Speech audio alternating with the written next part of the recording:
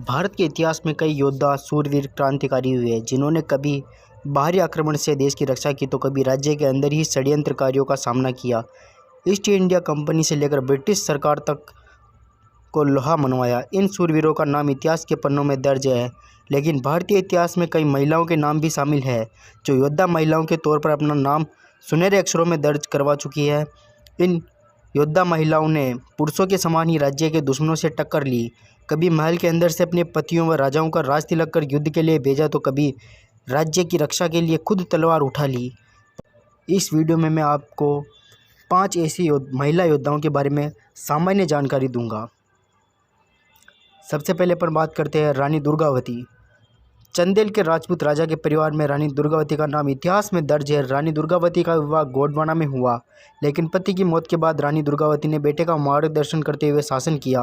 रानी दुर्गावती अपनी साहस और वीरता के लिए जानी जाती है। जब मुगलों ने आक्रमण किया तो रानी दुर्गावती ने उनके खिलाफ युद्ध भी लड़ा। उस दौरान ख्वाजा अब्दुल मजीद आसफ खान ने रानी दुर्गावती की सेना को अपने कब्जे में करने की कोशिश की, लेकिन रानी अंत तक लड़ती रही। वह युद्ध में घायल हो गई, लेकिन युद्ध जारी रहा। वह मुगलों के सामने समर्पण करने को तैयार नहीं थी। ऐसे में उन्होंने खुद को खंजर मारकर अपने प्राणों का बलिदान दे दिया। धन्य है। दूसरे नंबर पर है सिख योद्धा माई भागो। माता भाग कौर इनका नाम है। अमृतसर की जमीन से कई योद्धा अस्तित्व में आए। यहाँ के एक प्रमुख जमींदार की बेटी भी महान योद्धा के तौर पर प्रसिद्ध हैं। माई भागो नाम की महिला ने 1705 में अमृतसर की लड़ाई में मुगल सेना के खिलाफ हथियार उठाए थे। 40 सिख योद्धाओं का नेतृत्व करते हुए उन्होंने मुगलों से युद्ध लड़ा। कहा जाता है कि सिख सेना का मुकाबला 10,000 मुगल सैनिकों से हुआ था। रानी लक्ष्मीबाई। इतिहास में जब भी महिला योद्धा का नाम आता है तो सबसे पहले रानी लक्ष्मीबाई का नाम लिया जाता है। ब्रिटिश सरकार ने एक नियम निकाला था कि भाई जिस राज्य की कोई संतान नहीं है, जिस राज्य का उत्तराधिकारी कोई नहीं है, वहाँ पर गोद प्रथा जो लेते थे ना पहले गोद, उसको निषेध कर दिया था। उसके आधार पर वो राज्य को हड़प लेते थे। इसी तरह रानी लक्ष्मीबाई ने दामोदर नाम के एक बेटे को गोद लिया था, लेकिन अंग्रेज़ों के हस्तक्षेप के बाद उन्होंने अंग्रेजी सेना से युद्ध किया। रानी लक्ष्मीबाई अंग्रेज़ों से युद्ध करने की कहानी इतिहास में गौरवपूर्ण है।